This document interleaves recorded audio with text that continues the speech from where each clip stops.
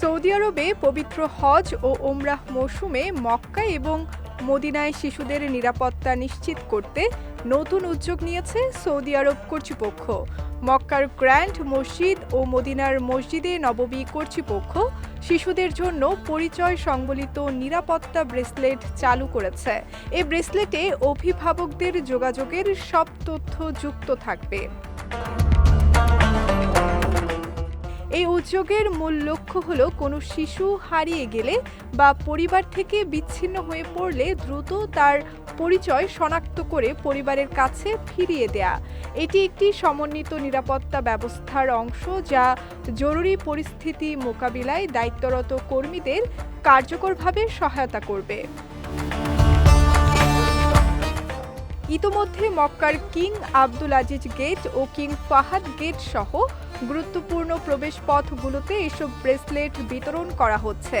সেখানে দায়িত্বপ্রাপ্ত কর্মীরা অভিভাবকদের যোগাযোগের তথ্য নিবন্ধনে সহায়তা করছেন। বিশেষ করে ওমরাহ ও হজের সময় যখন মুসল্লিদের সংখ্যা উল্লেখযোগ্যভাবে বৃদ্ধি পায়, তখন সকল অভিভাবককে এই সেবাটি গ্রহণের জন্য উৎসাহিত করছে কর্তৃপক্ষ।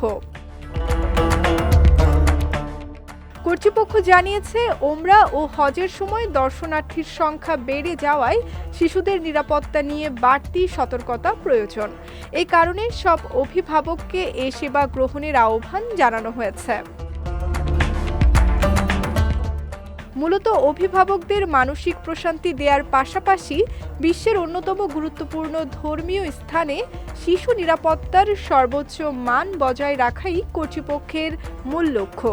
সৌদি কর্তৃপক্ষের মতে, শিশুদের জন্য এ ব্রেসলেট ব্যবস্থার ফলে অভিভাবকরা আরও নিশ্চিন্তে ইবাদত করতে পারবেন এবং পবিত্র স্থানগুলোতে শিশুদের নিরাপত্তা নিশ্চিত করা অনেক সহজ হবে।